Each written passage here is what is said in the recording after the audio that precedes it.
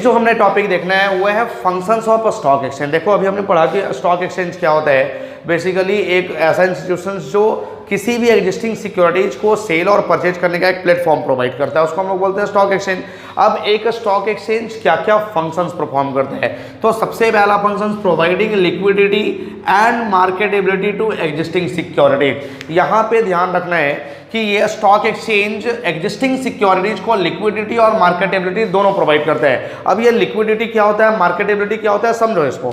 देखो दो पर्सन है, एक है राम और एक है सोहन। एक राम है और एक सोहन है, दो पर्सन है। अब राम के पास कुछ शेयर्स है, यानी ये होल्डर ऑफ शेयर है। होल्डर ऑफ शेयर्स यानी ये कुछ शेयर्स पहले से होल्ड किया हुआ है।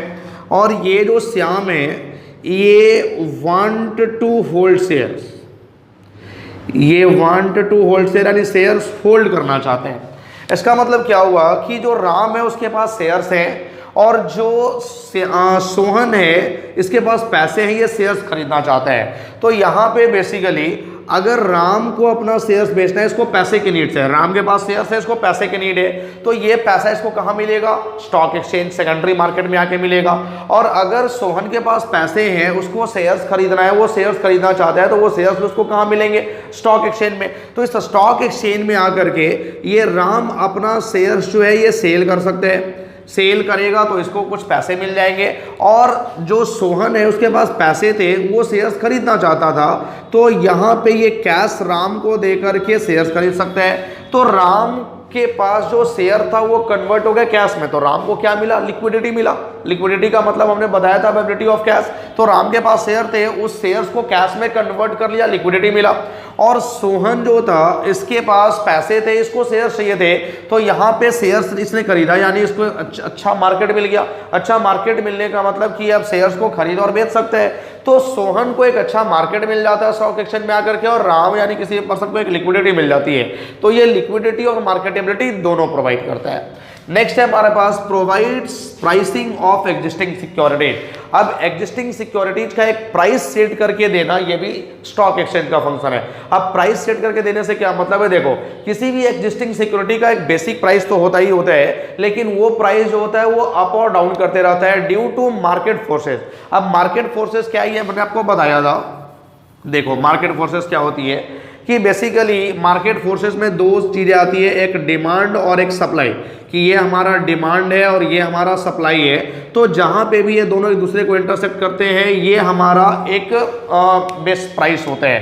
तो अभी जो हमारा सिक्योरिटी का प्राइस है वो यहाँ है, ये हमारा सिक्योरिटी का प्राइस है।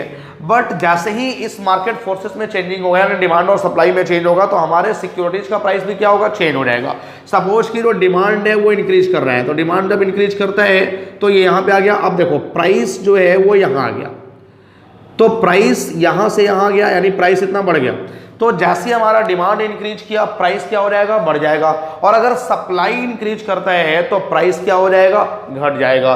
तो बेसिकली ये स्टॉक एक्सचेंज है जो एग्जिस्टिंग सिक्योरिटीज को एक प्राइस सेट करके देता है on the basis of market forces, that means the demand and supply. उसके बाद है फैसिलिटेट सेफ्टी ऑफ ट्रांजैक्शंस, यानी जितने भी ट्रांजैक्शंस हमारे स्टॉक एक्सचेंज में होते हैं उनको एक सेफ्टी प्रोवाइड करने का काम भी स्टॉक एक्सचेंज करता है। क्यों? क्योंकि स्टॉक एक्सचेंज जो है वो security and exchange board of India के गाइडलाइन को फॉलो करता है। तो सेबी ने जो गाइडलाइन दिए थे उसको फॉलो करते हुए स्टॉक एक्सचेंज सारे ट्रांजैक्शंस को करते हैं। तो सेबी क्या गाइडलाइन क्या था कि जितने भी इन्वेस्टर्स हैं जो स्टॉक एक्सचेंज में अपना पैसा इन्वेस्ट कर रहे हैं, उनके साथ किसी भी तरह का कोई चीट ना हो, उनके साथ किसी भी तरह कोई फ्रॉड ना हो। तो बेसिकली सेबी है वो स्टॉक एक्सचेंज पे एक नजर बना के रखता है कि किसी भी इन्वेस्टर के साथ किसी भी तरह का कोई गलत या कोई फ्रॉड ना हो जाए। तो ये जितने भी ट्रांजैक्शन हैं उनको एक सेफ्टी प्रोवाइड करने का काम करता है। नेक्स्ट है हमारा स्प्रेडिंग ऑफ इक्विटी कल्ट। अब इक्विटी कल्ट क्या होता है? इक्विटी कल्ट का मतलब होता है अवेयरनेस प्रोवाइड करना, कि जितने भी हमारे इन्वेस्टर्स हैं उसको अवेयर करना कि आप जो भी इन्वेस्टमेंट करने वाले हैं आप स्टॉक एक्सचेंज में आओ, यहाँ पे बहुत अच्छे अच्छे सिक्योरिटीज है, आप किसी भी सिक्योरिटीज में इन्वेस्ट कर सकते हो और आपको यहाँ से एक हेल्दी एक अच्छा रिटर्न आपको मिल सकता है। तो सारे इन्वेस्टर्स को अवेयर करना इन्वेस्टमेंट्स करने के पर्पज से, that is called the equity cult. तो ये स्टॉक एक्सचेंज इक्विटी कल्ट भी प्रोवाइड करता है, सारे इन्वेस्टर्स को इन्वेस्ट करने के लिए मोटिवेट भी करता है। Next contribution to economic growth. अब ये स्टॉक एक्सचेंज हमारे कंट्री के इकोनॉमिक ग्रोथ में भी इसका कुछ ना कुछ कंट्रीब्यूशन होता है। अब इकोनॉमिक ग्रोथ में कैसा कंट्रीब्यूशन कि अगर आप पैसा इन्वेस्ट करोगे तो वहां से आपको एक अच्छा रिटर्न मिलेगा। हमने शॉर्ट रन इक्विलिब्रियम आउटपुट में इन्वेस्टमेंट मल्टीप्लायर पढ़ा था कि अगर आप किसी भी इकोनॉमी में पैसा इन्वेस्ट करते हो तो वो इन्वेस्टमेंट आपके इनकम को कई गुना ज्यादा बढ़ा देते हैं। तो बेसिकली अगर आप यहाँ पे किसी भी इकोनॉमी में पैसा इन्वेस्ट करते हो तो आपको एक हेल्दी रिटर्न मिलेगा, एक अच्छा रिटर्न मिलेगा। अब एक अच्छा रिटर्न मिलेगा तो ऑब्वियस सी बात है कि अब अच्छे से खर्च भी करोगे। अगर आप खर्च करते हो तो वो पैसा वापस से घूम के हमारे इकोनॉमी में ही लगता है। तो यहाँ पे बेसिकली जो रिटर्न मिलता है उससे वो पैसा फिर से इकोनॉमी में ही जाता है, तो हमारा इकोनॉमी का ग्रोथ होगा, हमारा इकोनॉमी डेवलप करेगा। अब यहाँ पे क्वेश्चन याद है कि इकोनॉमी में पैसा आता कहाँ से है, तो जितने भी आप इन्वेस्टमेंट करते हो उसी इन्वेस्टमेंट से आपका इनकम जनरेट होता है और उस इनकम को वापस से आप खर्चा करते हो, यानी उसी इकोनॉमी में उस पैसे को लगाते हो, तो इकोनॉमी में बहुत सारे पैसे आ जाते हैं। उस पैसे से हमारा इकोनॉमिक ग्रोथ देखने को मिलता है। नेक्स्ट और लास्ट है हमारे पास प्रोवाइड्स स्कोप टू स्पेकुलेशंस। यहाँ पे एक स्पेकुलेशंस के लिए स्कोप भी प्रोवाइड करता है। अब स्पेकुलेशंस का मतलब क्या होता है कि हमारा माइंड सीधा जाता है, स्पेकुलेशंस का मतलब वो बेटिंग यानी शर्त लगाना या फिर और भी बहुत तरह के इसमें गेम्स वगैरह आते हैं जो स्पेकुलेशन पे बेस्ड होते हैं। लेकिन यहाँ पे स्पेकुलेशंस क्या होता है, बिल्कुल हेल्दी होता है और एक लीगल स्पेकुलेशंस होता है, रजिस्टर्ड स्पेकुलेशंस होता है कि यहाँ पे आपको स्पेकुलेशन करने का, पैसा कमाने का एक अच्छा पॉसिबिलिटीज होता है, चांस मिलता है। जैसे सपोज कि अगर हमने कोई सिक्योरिटी खरीदा और अचानक से उस सिक्योरिटीज का डिमांड बढ़ गया तो उसका प्राइस भी बढ़ जाएगा। अब मुझे बैठे बिठाए बिना मेहनत किए हुए एक्स्ट्रा प्राइस मिल जा रहा है, मुझे तो प्रॉफिट मिल जा रहा है। सपोज कि मैंने 1 लाख का कोई सिक्योरिटीज खरीदा और उसके बाद उस सिक्योरिटीज का डिमांड बढ़ गया और उसका प्राइस बढ़ के 4 लाख हो गया, तो मुझे तो बिना मेहनत किए हुए 3 लाख रुपए प्रॉफिट मिल गया ना। मैंने तो 1 लाख का खरीदा था और मैं उसको 4 लाख में बेच रहा हूँ, 3 लाख का मेरा प्रॉफिट हो गया बिना बैठे बिठाए। तो एक स्पेकुलेशन का स्कोप मिला। या फिर कभी कभी ऐसा भी होता है कि बेसिकली आप जो सिक्योरिटीज खरीदते हो उसका डिमांड घट गया तो प्राइस भी घट जाएगा, तो आपको लॉस भी हो सकता है। तो यहाँ पे प्रॉफिट और लॉस दोनों की पॉसिबिलिटी होती है। तो यहाँ पे एक स्पेकुलेशन प्रोवाइड करने का काम करता है स्टॉक एक्सचेंज। तो आई होप कि the functions of stock exchange आपका क्लियर है। अब उसके बाद जो आज के वीडियो का नेक्स्ट टॉपिक है, काफी इंपॉर्टेंट टॉपिक है, ट्रेडिंग प्रोसेस। अब ये ट्रेडिंग प्रोसेस क्या होता है कि अगर आपको ट्रेड करना है इस स्टॉक एक्सचेंज में, सेकेंडरी मार्केट में, तो उसका क्या प्रोसेस होता है। तो ये टोटल 8 प्रोसेस हमने लिखे। इन 8 प्रोसेस को फॉलो करने होते हैं ट्रेडिंग करने के पर्पज से। लेकिन एक चीज का ध्यान रखना कि जो हमारा रियल लाइफ है, जो एक्चुअल में मार्केट में होता है, उसमें ये तुरंत फास्ट एग्जीक्यूट हो जाती है। फास्ट एग्जीक्यूट होने का मतलब कि यहाँ पे प्रोसेस में टाइम नहीं लगता है, बट ये 8 प्रोसेस हैं जो हम लोग को फॉलो करने होते हैं। रियल लाइफ में ये बहुत फास्ट एग्जीक्यूट होते हैं, 5 से 10 मिनट में सारे प्रोसेस कंप्लीट हो जाते हैं। तो देखो क्या क्या प्रोसेस है। सबसे पहला selection of a share broker. सबसे पहले ट्रेडिंग करने के पर्पज से हमें एक शेयर ब्रोकर सेलेक्ट करना होता है। अब शेयर ब्रोकर क्या होता है, यहाँ पे जो शेयर ब्रोकर होते हैं वो रजिस्टर्ड होते हैं, ऑथोराइज्ड होते हैं under the security and exchange board of India.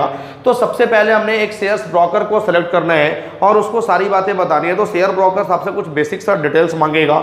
अब डिटेल्स क्या मांगेगा, आपका नेम, आपका एड्रेस, ये सब मांगेगा और आपके साथ एक एग्रीमेंट कर देगा। उस एग्रीमेंट को याद रखना है, हमने क्या बोलना है, उस एग्रीमेंट को हमने बोलना है ब्रोकर क्लाइंट एग्रीमेंट। इस एग्रीमेंट को हम लोग बोलते हैं ब्रोकर क्लाइंट एग्रीमेंट। अब जैसे ही आपका ब्रोकर के साथ ये एग्रीमेंट होता है, ब्रोकर क्लाइंट एग्रीमेंट, उसके बाद जो ब्रोकर है वो आपसे कुछ बेसिक से डॉक्यूमेंट्स का डिमांड करेगा। क्या क्या डॉक्यूमेंट डिमांड करेगा कि आपका आधार कार्ड, आपका पैन कार्ड, आपका डेट ऑफ बर्थ, आपका रेसिडेंशियल प्रूफ, आपका और भी बहुत सारे बैंक अकाउंट का डिटेल्स, ये सारे बेसिक से डॉक्यूमेंट्स मांगेगा। और इस डॉक्यूमेंट्स के बेसिस पे वो आपका एक अकाउंट ओपन कर देगा, जिस अकाउंट को हम लोग बोलते हैं ट्रेडिंग अकाउंट। ट्रेडिंग अकाउंट हम लोग उसको बोलते हैं। तो बेसिकली ये ट्रेडिंग अकाउंट ओपन कर देता है और जैसे ही ट्रेडिंग अकाउंट आपका ओपन करेगा उसके साथ साथ आपका ब्रोकर जो है वो डीमैट अकाउंट भी ओपन करेगा आपके कुछ बेसिक डिटेल्स के बेसिस पे।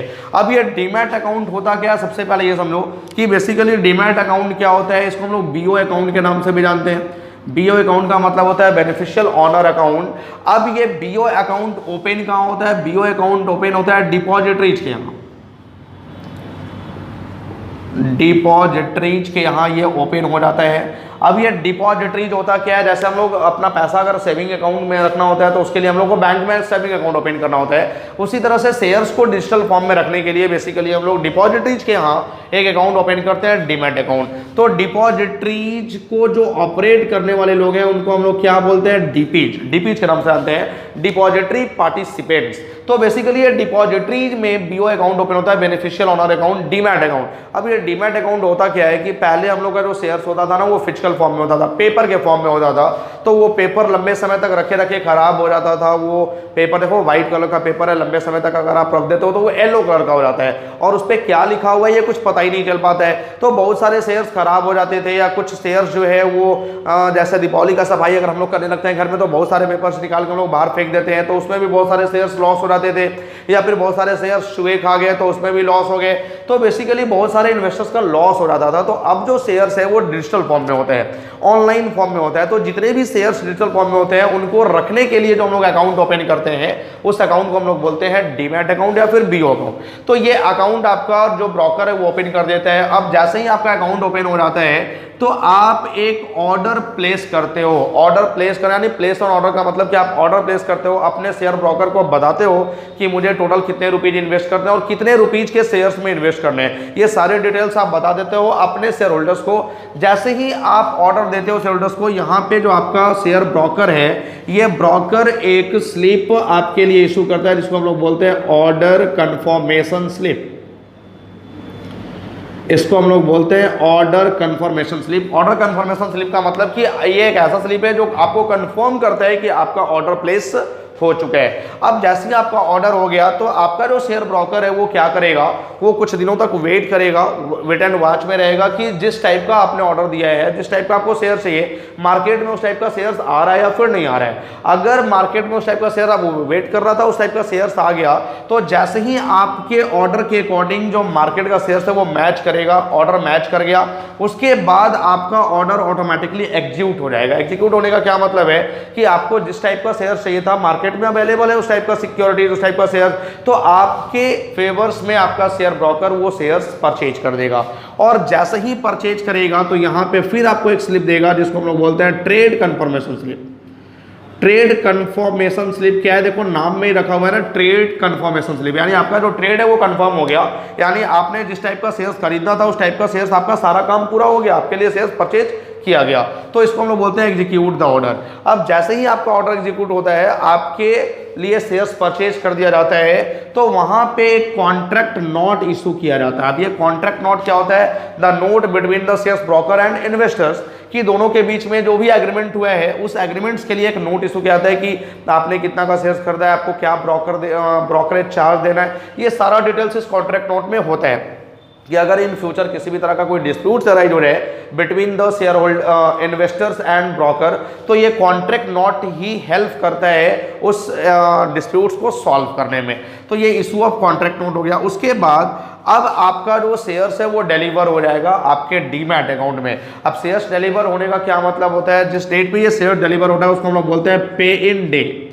इसको हम लोग बोलते हैं पे इन डे। अब ये पे इन डे क्या होता है कि अगर आपने शेयर्स खरीदा है तो वो सारे शेयर्स आपके डीमैट अकाउंट में आ जाएंगे, और अगर आपने शेयर्स बेचा है तो वो आपको शेयर्स डिलीवर्ड करने होंगे सामने वाली पार्टीज को।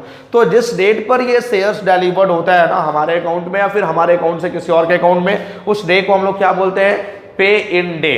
अब उसके बाद आता है लास्ट हमारा सेटलमेंट। सेटलमेंट का मतलब क्या होता है, जो सेटलमेंट होता है ये T+2।